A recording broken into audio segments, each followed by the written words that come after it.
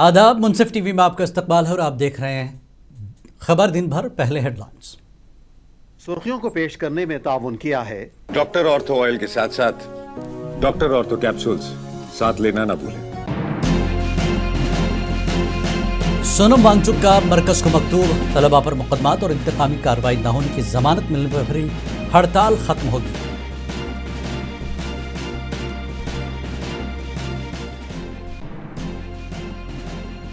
पिछले 10 सालों में मुल्क में 152 बार पेपर लीक हुए। हक मांगने वाले तलबा दहशतगर्द नहीं। लोकसभा के अपोजिशन लीडर राहुल गांधी का बयान।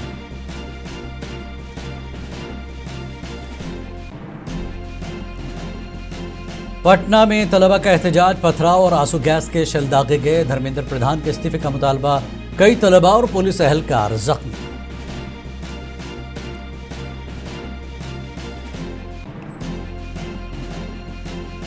ईरान पर अमेरिका के मुसलसल 11वीं रात फजाई हमले, खित्ते में जंग मजीद शिद्दत इख्तियार कर गई। अब नए हुर्मुज़ कशीदगी उरूज पर।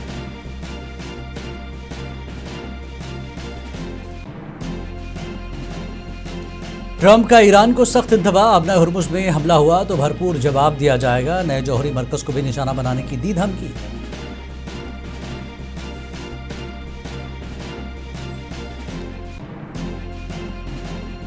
खाम तेल की कीमतों में तेजी, भारतीय शेयर बाजार तीसरे रोज भी मंदी का शिकार। सेंसेक्स 715 पॉइंट्स गिर गया।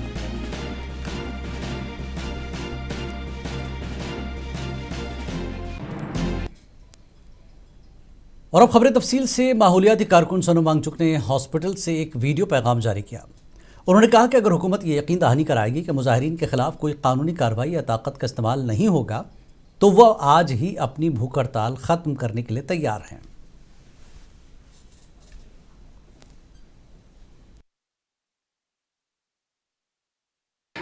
मैं सरकार से विनती करता हूं कि वो और ऐसे ताकत बल का प्रयोग न करें बच्चों पर।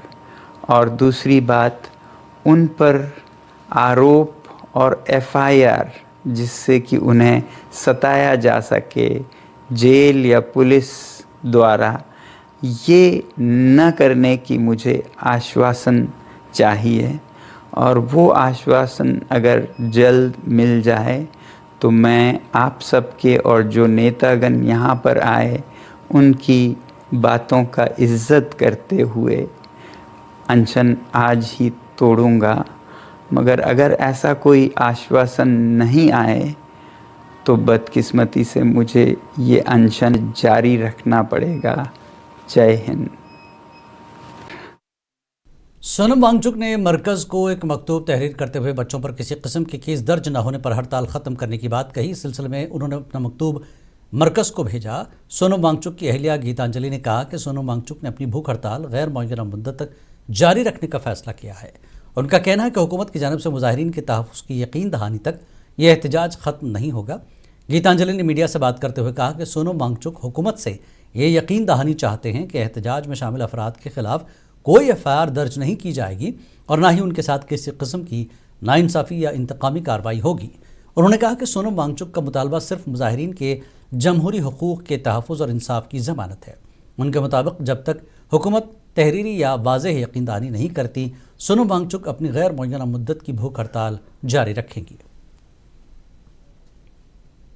तो सोनम ने ये लेटर लिखी है जितेंद्र जी को और नड्डा जी को कि कोई भी बिना उनको ये एश्योरेंस चाहिए कि बच्चों के साथ कुछ गलत नहीं किया जाएगा, उन पे कोई एफआईआर नहीं दर्ज किया जाएगा, उन पे कोई अनड्यू फोर्स। आपने अभी बताया कि वो अनशन जो है अपना लेटर के बाद खत्म करने वाले हैं, तो उसकी क्या ड्यूरेशन है? करने वाले थे बट विद द एश्योरेंस कि जो प्रोटेस्टर्स थे, जो पूरे भारत से आए थे, जंतर मंतर में, कनॉट प्लेस में, हर जगह, उन पर कोई नहीं आंच आनी चाहिए। कांग्रेस रुकन पार्लिमान राहुल गांधी ने तलबा पर मुबैना पुलिस कार्रवाई की शदीद मजम्मत करते हुए कहा कि तलबा दहशतगर्द नहीं बल्कि मुल्क का मुस्तकबिल है। राहुल गांधी ने कहा कि तालीमी निज़ाम में इस्लाहात का मुतालबा करने वाले तलबा पर सिक्योरिटी फोर्सेस ने तशद्दुद किया जो नाकाबिल कबूल है। उन्होंने दावा किया कि गुज़श्ता 10 वर्षों में मुल्क में 152 पेपर लीक के वाक़यात पेश आए। जिससे लाखों नौजवान मुतासर हुए। बंदूक से फायर किया गया। Question is, why is this happening to our students? What exactly have our students done? Thousands and thousands of students, what have they done to have security forces aiming weapons at them, to be beaten up, to be thrashed, to be humiliated? What have they done? What have they done wrong? They're protesting peacefully. They're asking for their demands. They're asking for what this country owes them. Bihar के दारुल हुकूमत पटना में तलबा का एहतजाज उस वक्त पुरतशद्दुद रुख इख्तियार कर गया जब मुजाहिरीन और पुलिस के दरमियान झड़पें शुरू हो गई। डाक बंगला चौराहे के करीब पथराव, आंसू गैस और भगदड़ के मनाजिर ने माहौल को कशीदा बना दिया। एहतजाज के दौरान कई पुलिस एहलकार जख्मी हुए, कई गाड़ियों को नुकसान पहुंचा। पटना में तलबा मरकजी वजीर तालीम धर्मेंद्र प्रधान के इस्तीफे का और इम्तिहानी निज़ाम में शफाफियत का मुतालबा करते हुए सड़कों पर निकले थे।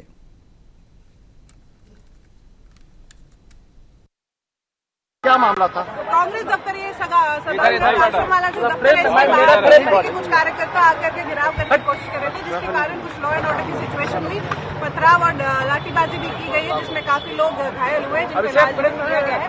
पुलिस के समय पर आकर चीजों को रोक लिया गया है और अभी फिलहाल सिचुएशन नॉर्मल कर पुलिस फोर्स नहीं थी क्या? पहले से और भी जगह पर काफी पुलिस फोर्स थाना यहाँ पे टाइमली प्रॉपरली प्रेजेंट था। उसके अलावा फोर्स मोबिलाइज करने में आज जगह जगह अनशन आंदोलन चल रहे हैं, तो ट्रैफिक। असम के दारुल-हुकूमत गुवाहाटी में कांग्रेस कारकुनों ने मरकजी वजीर तालीम धर्मेंद्र प्रधान के इस्तीफे का मुतालबा करते हुए बीजेपी दफ्तर तक एहतजाजी मार्च निकाला।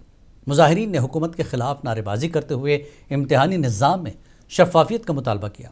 गुवाहाटी में कांग्रेस कारकुन बड़ी तादाद में सड़कों पर निकले और रैली की सूरत में बीजेपी के रियासती दफ्तर की जानिब मार्च किया। मुजाहिरीन ने इल्ज़ाम लगाया कि मुल्क में बार बार पेपर लीक के वाक़यात ने लाखों तलबा के मुस्तकबिल को मुतासर किया, जिसकी अखलाकी जिम्मेदारी कबूल करते हुए मरकजी वज़ीर तालीम धर्मेंद्र प्रधान को इस्तीफ़ा देना चाहिए और वज़ीर आज़म तलबा से माफ़ी मांगे।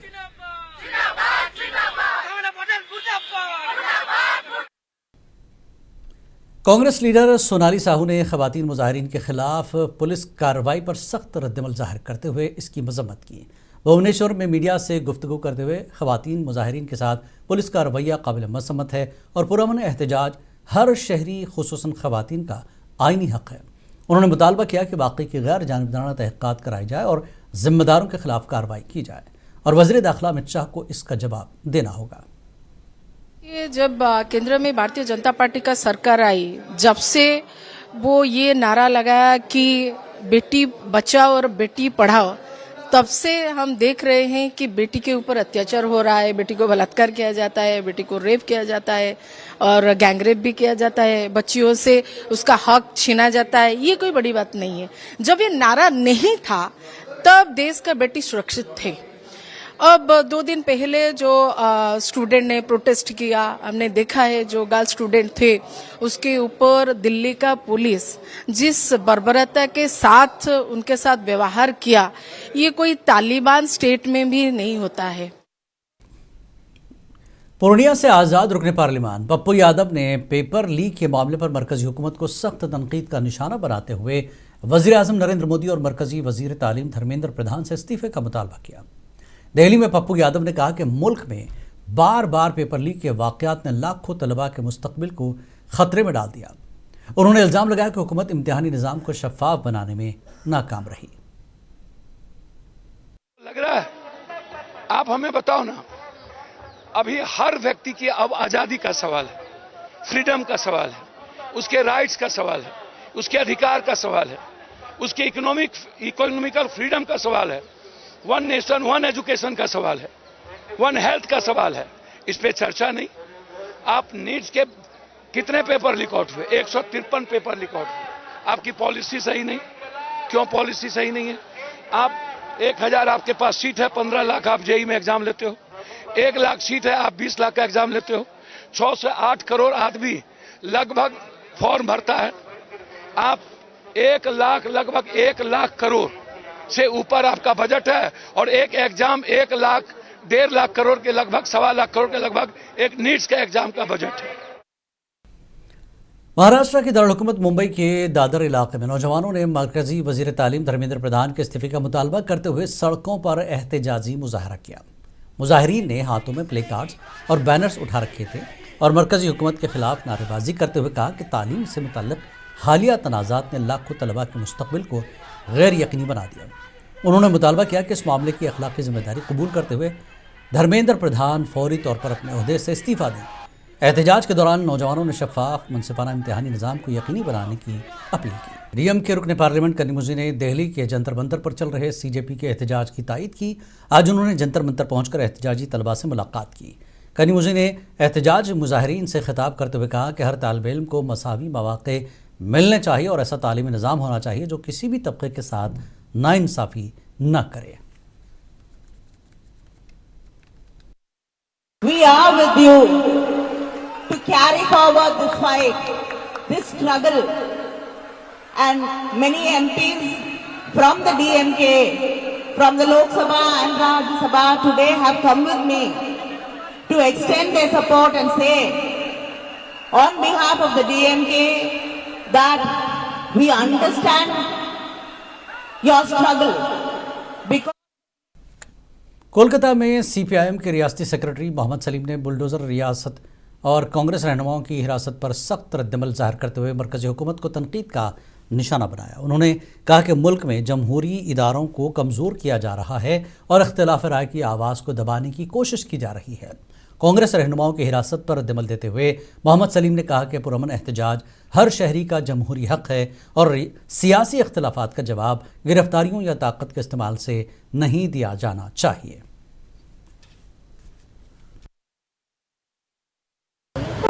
আসলে বুলডোজার তো প্রতীক। বুলডোজার হচ্ছে ক্ষমতার দম্ভের, আত্মম্ভরিতার এবং শক্তির প্রদর্শনের প্রতীক। তাহলে কোথাও সেটা পুলিশের লাঠি দিয়ে করছে, কোথাও গুন্ডা দমন আইন নামে করছে, কোথাও বেআইনিভাবে করছে, কোথাও খুন করছে, কোথাও আক্রমণ করছে। এই তো গত দুদিন হলো তো বাঁকুড়াতে বিজেপি একজনকে কুপিয়ে মেরে দিয়েছে। मध्य प्रदेश में भारतीय जनता पार्टी ने रियासती सदर हेमंत खंडेलवाल की क़यादत में कांग्रेस के खिलाफ बड़ा एहतजाज करते हुए भोपाल में वाक़ कांग्रेस दफ्तर की जानिब से मार्च किया और दफ्तर के घेराव की कोशिश की। बीजेपी कारकुनों ने मार्च के दौरान पार्टी के हक़ में और कांग्रेस के खिलाफ नारेबाजी की। एहतजाज में बड़ी तादाद में कारकुन शरीक हुए। अमन व अमान बरकरार रखने के लिए पुलिस की भारी नफरी तैनात की गई। इस दौरान जमकर नारेबाजी की गई। रियासती बीजेपी क़यादत का कहना था कि कांग्रेस की पॉलिसियों और हालिया सियासी सरगर्मियों के खिलाफ अवाम में शदीद नाराज़गी पाई जाती है।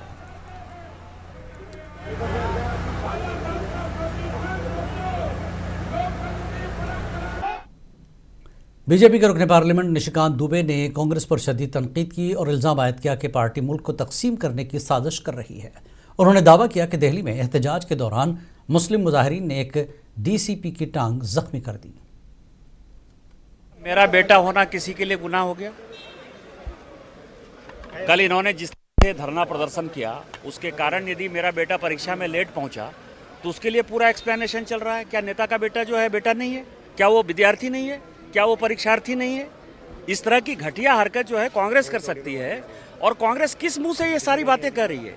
आज जो दिन है, आज 22 जुलाई 1975 38वां संविधान संशोधन हुआ, उसमें अखबार वाले जो है अखबार में क्या छापेंगे ये राहुल गांधी तय करेंगे, ये इंदिरा गांधी का परिवार तय करेगा। ये लगता है कि गांधी परिवार देशद्रोहियों के साथ मिला हुआ है।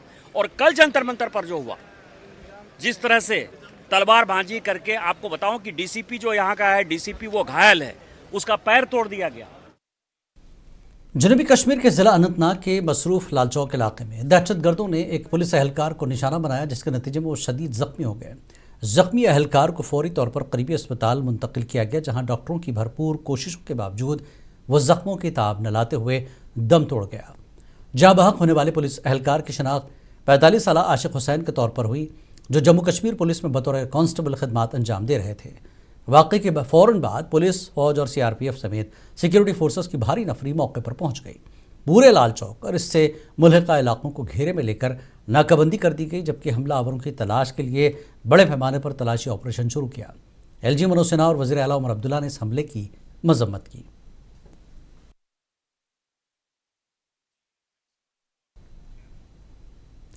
फिलिपाइन के दारुलहुकूमत मनीला में भारत के वजीर खारजा एस जयशंकर ने कहा कि भारत और आसियान ममालिक हमेशा खित्ते के अमन, इस्तेहकाम और मुश्तरका तरक्की के लिए मिलकर काम करते रहे हैं। मनीला में अपने खिताब के दौरान वजीर खारजा एस जयशंकर ने कहा कि दुनिया इस वक्त तेज़ी से बदलते हुए आलमी हालात से गुजर रही है। ऐसे में अमन, इस्तेहकाम और खुशहाली को बरकरार रखने के लिए भारत और आसियान ममालिक के दरमियान ताउन मज़ीद मजबूत होना चाहिए। India and ASEAN have traditionally worked for the welfare of the larger region. For India, ASEAN centrality is a key principle. One example of the manner of that working is the way in which the ASEAN outlook on the Indo-Pacific meshes with India's Indo-Pacific Oceans Initiative. There are many other domains and examples reflected in activities, numbers, and policies. This is a world in transition, and India and ASEAN, who account for 2 billion, must navigate it together if it is to remain safe and America और Iran के दरमियान कशीदगी मजीद शिद्दत इख्तियार कर गई। अमेरिकी फ़ौज ने मुसलसल 11वीं रात भी ईरान में फ़ज़ाई हमले किए, जबकि दोनों ममालिक के दरमियान जंगबंदी ख़त्म होने के बाद खित्ते की सूरत हाल मजीद संगीन होती जा रही है। अमेरिकी फ़ौज के सेंट्रल कमान के मुताबिक ताज़ा हमलों में ईरान के तैयारा हैंगर्स और ड्रोन ज़ख़ीरा गाहों को निशाना बनाया गया। यह कार्रवाई ऐसे वक्त में की गई जब अमेरिकी सदर डोनाल्ड ट्रंप पहले ही ईरान पर मजीद सख्त हमलों के इशारे दे चुके हैं। दूसरी जानब ईरान भी खलीजी ममालिक में मौजूद अमेरिकी फ़ौजी अड्डों को निशाना बना रहा है, जिसके बायस खित्ते में कशीदगी मुसलसल बढ़ रही है। ताज़ा हमलों से कबल ईरान के वज़ीर दाखिला इस्कंदर मोमनीनी पाकिस्तान पहुँचे, जहाँ पाकिस्तान इस तनाज़े के हल के लिए सिफारती कोशिश और सालिसी किरदार अदा कर रहा है। ताहम अब तक जंग के खात्मे के लिए किसी नए माहदे पर पेशरफ सामने नहीं आई। उधर अपना हुर्मुज़ में कशीदगी के बायस आलमी तवानाई की तरसील भी मुतासर होने का खदशा बढ़ चुका है। ईरान के शहर मिनाब में एक स्कूल पर होने वाले हमले के बाद दिल दहलाने वाले मनाजिर सामने आए। हमले में जान गंवाने वाले बच्चों को उनके वालिदैन ने अश्कबार आंखों के साथ सुपुर्द खाक किया, जबकि मलबे से मजीद लाशें भी बरामद होने की इतलात हैं। शहर मीनाब में स्कूल पर होने वाले हमले के बाद शोक की फ़ज़ा कायम है। जाँ बहक होने वाले बच्चों की नमाज जनाजा में बड़ी तादाद में लोगों ने शिरकत की, जहाँ गम से निढाल वालिदैन अपने मासूम बच्चों को सुपुर्द खाक किया। इस अफसोसनाक सानहे ने एक बार फिर जंग और तशद्दुद की भारी इंसानी कीमत को दुनिया के सामने ला खड़ा किया।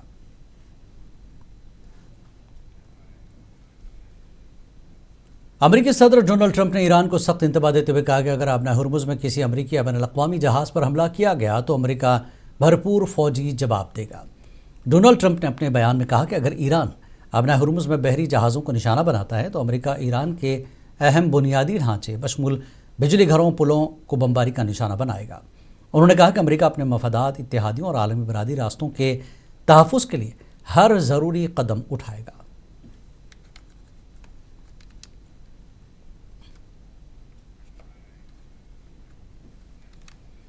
न्यूयॉर्क के मेयर ज़हरान ममदानी ने इस्राएली वज़ीर-ए-आज़म बेंयामिन नेतन्याहू से मुतल्लिक़ अपने मौक़िफ़ की वजाहत करते हुए कहा कि न्यूयॉर्क सिटी के पास बैनुल-अक़वामी फ़ौजदारी अदालत के वारंट के तहत उन्हें गिरफ्तार करने का कानूनी इख्तियार नहीं है। ताहम उन्होंने नेतन्याहू को जंगी मुजरिम करार देते हुए अमरीकी वफाकी हुकूमत से कार्रवाई का मुतालबा किया। ममदानी ने ट्रंप इंतज़ामिया से अपील की कि अगर बेंयामिन नेतन्याहू सितंबर में अक़वाम मुत्तहिदा की जनरल असम्बली के इजलास में शिरकत के लिए न्यूयॉर्क आएँ तो वफाकी हुकूमत उन्हें गिरफ्तार करने पर गौर करे। Netanyahu is a war criminal, the architect of a horrific genocide against the Palestinian people. He is responsible for the killing of more than 73,000 people, for the maiming of tens of thousands of children as those who survive undergo amputation without anesthesia, for the targeting of neonatal hospitals and maternity care centers, denying newborns even the chance to live. अमरीकी सदर Donald Trump ने Saudi अरब के साथ एक अहम जौहरी माहदे की मंजूरी दे दी, जिसके तहत सऊदी अरब को अपने पुरअमन जौहरी प्रोग्राम के लिए यूरेनियम अफजूदगी की इजाज़त मिल सकती है। ज़राए के मुताबिक इस मुजवज़ा माहदे का बाकायदा ऐलान जल्द मुतवक्के है। ये माहदा तकरीबन 30 बरस के लिए होगा, जिसके तहत अमरीकी कंपनियां भी सऊदी अरब के सिविल जौहरी प्रोग्राम की तरक्की में हिस्सा ले सकेंगी।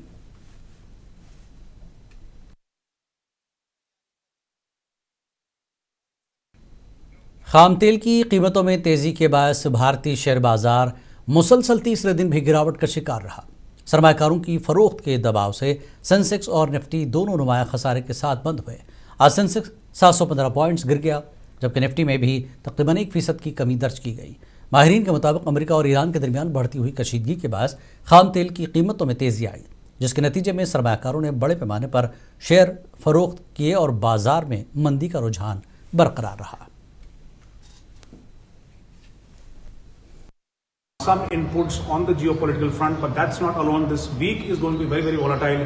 We'll be seeing the UK CPI numbers being reported here, and the entire week we'll be seeing a lot of economic numbers being reported, not just from the UK, not just from the Europe, but also from US, which includes the interest rate. खबर दिन भर में फिलहाल इतना ही। आदाब।